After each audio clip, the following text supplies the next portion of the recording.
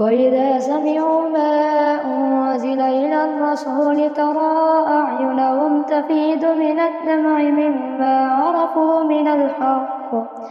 يقولون ربنا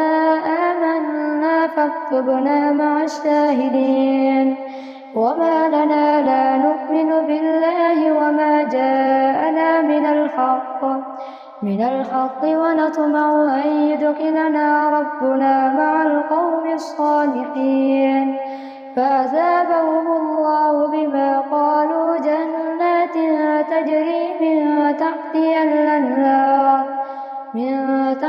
الأنهار خالدين فيها وذلك جزاء المحسنين والذين كفروا وكذبوا بآياتنا أولئك أصحاب الجحيم يا أيها الذين آمنوا لا تحرموا طيبات ما أحل الله لكم ولا تعتدوا إن الله لا يحب المعتدين وكلوا مما رزقكم الله حلالا طيبا واتقوا الله الذي أنتم به مؤمنون لا يؤاخذكم الله باللغو في أيمانكم ولكن يؤاخذكم بما عقدتم الأيمان فكفارته إطعام 10 مساكين من أوسط ما تطعمون أهليكم أو كسوتهم أو تحرير رقبة فمن لم يجد فصيام 3 أيام ذلك كفارة أيمانكم إذا حلفتم واحفظوا أيمانكم كذلك يبين الله لكم آياته لعلكم تشكرون يا أيها الذين آمنوا إنما الخمر والميسر والأنصاب والأزلام رجس من عمل الشيطان فاجتنبوه لعلكم تفلحون إنما يريد الشيطان أن يوقع بينكم العداوة والبغضاء في الخمر والميسر ويصدكم عن ذكر الله وعن الصلاة فهل أنتم منتهون وأطيعوا الله وأطيعوا الرسول واحذروا فإن توليتم فاعلموا أنما على رسولنا البلاغ المبين ليس على الذين آمنوا وعملوا الصالحات جناح فيما طعموا إذا ما اتقوا وآمنوا وعملوا الصالحات ثم اتقوا وأحسنوا ليس على الذين آمنوا وعملوا الصالحات جناح فيما طعموا إذا ما اتقوا وآمنوا وعملوا الصالحات ثم اتقوا وأحسنوا والله يحب المحسنين يا أيها الذين آمنوا ليبلونكم الله بشيء من الصيد تناله أيديكم ورماحكم ليعلم الله من يخافه بالغيب فمن اعتدى بعد ذلك فله عذاب أليم يا أيها الذين آمنوا لا تقتلوا الصيد وأنتم حرم ومن قتله منكم متعمدا فجزاء مثل ما قتل من النعم يحكم به ذوى عدل منكم هديا بالغ الكعبة أو كفارة طعام مساكين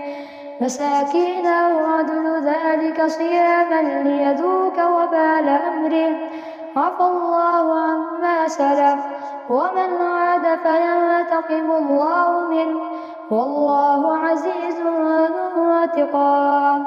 أحل لكم صيد البحر وطعامه متاعا لكم وللسيارة وحرم عليكم صيد البر ما دمتم حرما واتقوا الله الذي إليه تحشرون. جعل الله الكعبة البيت الحرام قياما للناس والشهر الحرام والهدي والقلائد ذلك لتعلموا أن الله يعلم ما في السماوات وما في الأرض وأن الله بكل شيء عليم. اعلموا أن الله شديد العقاب وأن الله غفور رحيم. ما على الرسول إلا البلاغ والله يعلم ما تبدون وما تكتمون. قل لا يستوي الخبيث والطيب ولو أعجبك كثرة الخبيث فاتقوا الله يا أولي الألباب لعلكم تفلحون. يا أيها الذين آمنوا لا تسألوا عن أشياء إن تبد لكم تسؤكم وإن تسألوا عنها حين ينزل القرآن تبد لكم عفى الله عنها والله غفور حليم. قد سألها قوم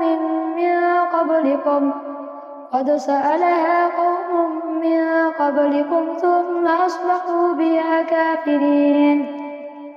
ما جعل الله من بحيرة ولا سائمة ولا وسيلة ولا حام ولكن الذين كفروا يفترون على الله الكذب وأكثرهم لا يعقلون. وإذا قيل لهم تعالوا إلى ما أنزل الله وإلى الرسول قالوا حسبنا ما وجدنا عليه آباءنا أولو كان آباؤهم لا يعلمون شيئا ولا يهتدون. يا أيها الذين آمنوا عليكم أنفسكم لا يضركم من ضل إذا اهتديتم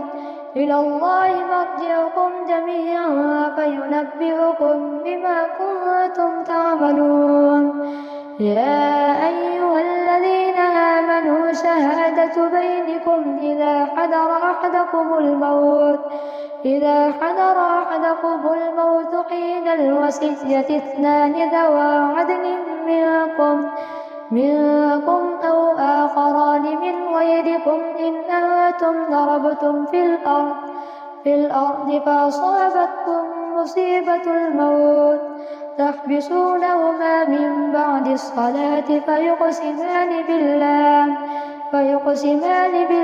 إن ارتبتم لا نشتري به ثمنا ولو كان ذا قربى ولا نكتم شهادة الله إنا إذا لمن الآثمين. فإن عثر على أنهما استحقا إثما فآخران يقومان مقامهما من الذين استحق عليهم الأوليان فيقسمان بالله لشهادتنا أحق من شهادتهما وما اعتدينا إنا إذا لمن الظالمين. ذلك أدنى أن يأتوا بالشهادة على وجهها أو يخافوا أن ترد أيمان بعد أيمانهم واتقوا الله واسمعوا والله لا يهدي القوم الفاسقين. يوم يجمع الله الرسل فيقول ماذا أجبتم قالوا لا علم لنا إنك أنت علام علام الغيوب. إذ قال الله يا عيسى ابن مريم اذكر نعمتي عليك وعلى والدتك إذ أيدتك بروح القدس تكلم الناس في المهد وكهلا وإذ علمتك الكتاب والحكمة والتوراة والإنجيل وإذ تخلق من الطين كهيئة الطير بإذني فتنفخ فيها فتكون طيرا بإذني وأبرئ الأكمى والأبرص بإذني وإذ تخرج الموتى بإذني وإذ كففت بني إسرائيل عنك إذ جئتهم بالبينات فقال الذين كفروا منهم إن هذا إلا سحر مبين. وإذ أوحيت إلى الحواريين أن آمنوا بي وبرسولي قالوا آمنا واشهد بأننا مسلمون. إذ قال الحواريون يا عيسى ابن مريم هل يستطيع ربك أن ينزل علينا مائدة من السماء؟ قال اتقوا الله إن كنتم مؤمنين. قالوا نريد أن نأكل منها وتطمئن قلوبنا ونعلم أن قد صدقتنا ونكون عليها من الشاهدين. قال عيسى ابن مريم اللهم ربنا أنزل علينا مائدة من السماء تكون لنا عيدا لأولنا وآخرنا وآية منك وارزقنا وأنت خير الرازقين. قال الله إني منزلها عليكم فمن يكفر بعد منكم فإني أعذبه عذابا لا أعذبه أحدا من العالمين. وإذ قال الله يا عيسى ابن مريم أأنت قلت للناس اتخذوني وأمي إلهين من دون الله؟ قال سبحانك ما يكون لي أن أقول ما ليس لي بحق إن كنت قلته فقد علمته تعلم ما في نفسي ولا أعلم ما في نفسك إنك أنت علام الغيوب. ما قلت لهم إلا ما أمرتني به أن اعبدوا الله ربي وربكم وكنت عليهم شهيدا ما دمت فيهم فلما توفيتني كنت أنت الرقيب عليهم وأنت على كل شيء شهيد. إن تعذبهم فإنهم عبادك وإن تغفر لهم فإنك أنت العزيز الحكيم. قال الله هذا يوم ينفع الصادقين صدقهم لهم جنات تجري من تحتها الأنهار خالدين فيها أبدا رضي الله عنهم ورضوا عنه ذلك الفوز العظيم. لله ملك السماوات والأرض وما فيهن وهو على كل شيء قدير. الحمد لله الذي خلق السماوات والأرض وجعل الظلمات والنور ثم الذين كفروا بربهم يعدلون. هو الذي خلقكم من طين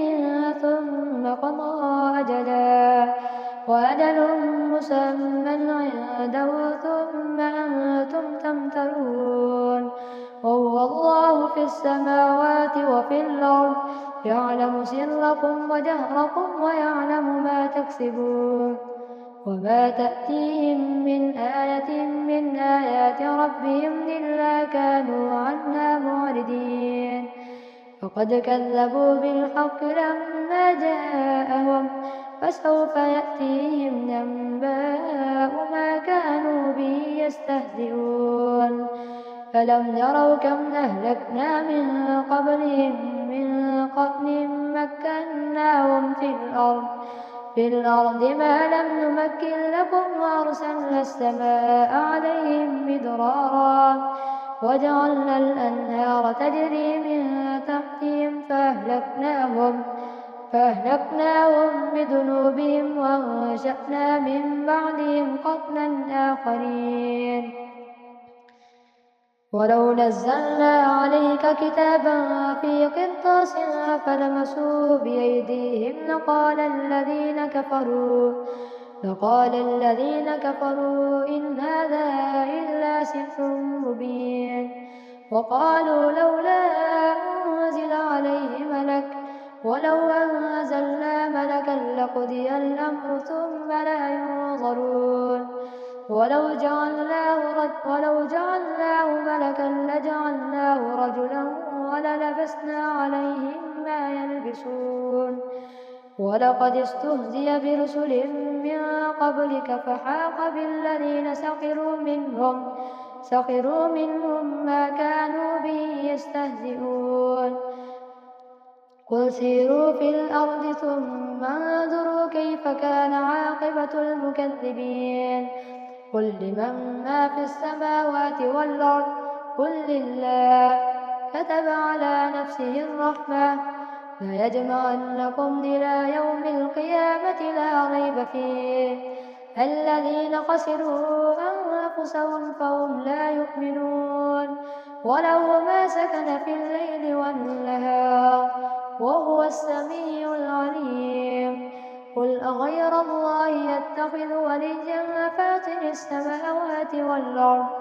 والأرض وهو يطعم ولا يطعم قل إني أمرت أن أكون أول من أسلم ولا تكونن من المشركين قل إني أخاف إن عصيت ربي عذاب يوم عظيم من يصرف عنه يومئذ فقد رحمه وذلك الفوز المبين وإن يمسسك الله بضر فلا كاشف له إلا هو وإن يمسسك بخير فهو على كل شيء قدير وهو القاهر فوق عباده وهو الحكيم الخبير قل أي شيء أكبر شهادة قل الله شهيد بيني وبينكم فأوحي إلي هذا القرآن لينذركم به ومن بلغ أئنكم لتشهدون أن مع الله آلهة أخرى قل لا أشهد قل إنما هو إله واحد وإنني بريء مما تشركون الذين آتيناهم الكتاب يعرفونه كما يعرفون أبناءهم الذين خسروا أنفسهم فهم لا يؤمنون ومن أظلم ممن افترى على الله كذبا أو كذب بآياته إنه لا يفلح الظالمون ويوم نحشرهم جميعا ثم نقول للذين أشركوا أين شركاؤكم الذين كنتم تزعمون ثم لم تكن فتنتهم إلا أن قالوا والله ربنا ما كنا مشركين انظر كيف كذبوا على أنفسهم وضل عنهم ما كانوا يفترون ومنهم من يستمع إليك وجعلنا على قلوبهم أكنة أن يفقهوا وفي آذانهم وقرا وإن يروا كل آية لا يؤمنوا بها حتى إذا جاءوك يجادلونك يقول الذين كفروا إن هذا إلا أساطير الأولين وهم ينهون عنه وينأون عنه وإن يهلكون إلا أنفسهم وما يشعرون ولو ترى إذ وقفوا على النار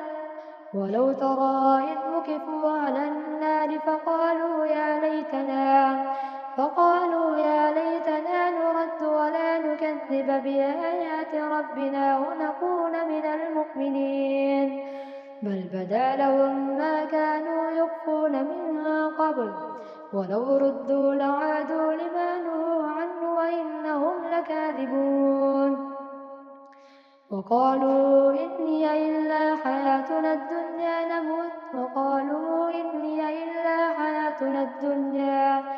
إن هي إلا حياتنا الدنيا وما نحن بمبعوثين ولو ترى إذ وقفوا على ربهم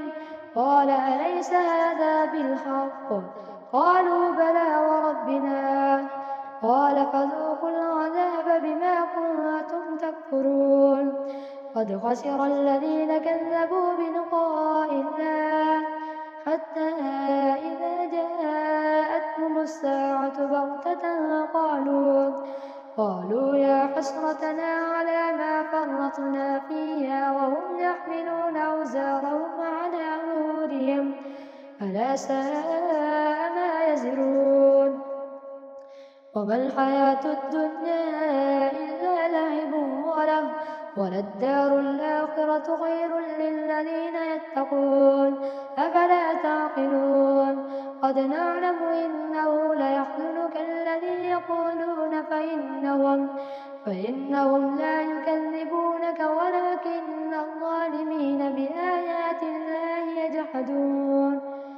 ولقد كذبت رسل من قبلك فصبروا على ما كذبوا وأوذوا حتى أتاهم نصرنا ولا مبدل لكلمات الله ولقد جاءك من نبأ المرسلين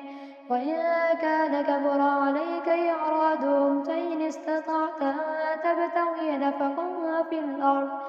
الأرض أو سلما في السماء فتأتيهم بآية ولو شاء الله لجمعهم على الهدى فلا تكونن من الجاهلين إنما يستجيب الذين يسمعون والموتى يبعثهم الله ثم إليه يرجعون وقالوا لولا نزل عليه ملك قل إن الله قادر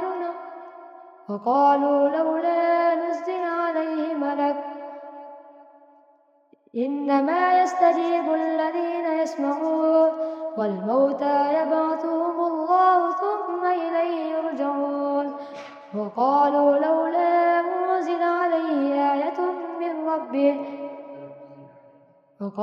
لولا نزل عليه آية من ربه قل إن الله قادر على أن ينزل آية ولكن أكثرهم لا يعلمون وما من دابة في الأرض ولا طائر يطير بجناحيه إلا أمم أمثالكم ما فرطنا في الكتاب من شيء ثم إلى ربهم يحشرون والذين كذبوا بآياتنا صم وبكم في الظلمات من يشاء الله يضلل ومن يشاء يجعله على صراط مستقيم قل أرأيتكم إن أتاكم عذاب الله أو أتتكم الساعة أغير الله تدعون إن كنتم صادقين بل إياه تدعون فيكشف ما تدعون إليه إن شاء وتنسون ما تشركون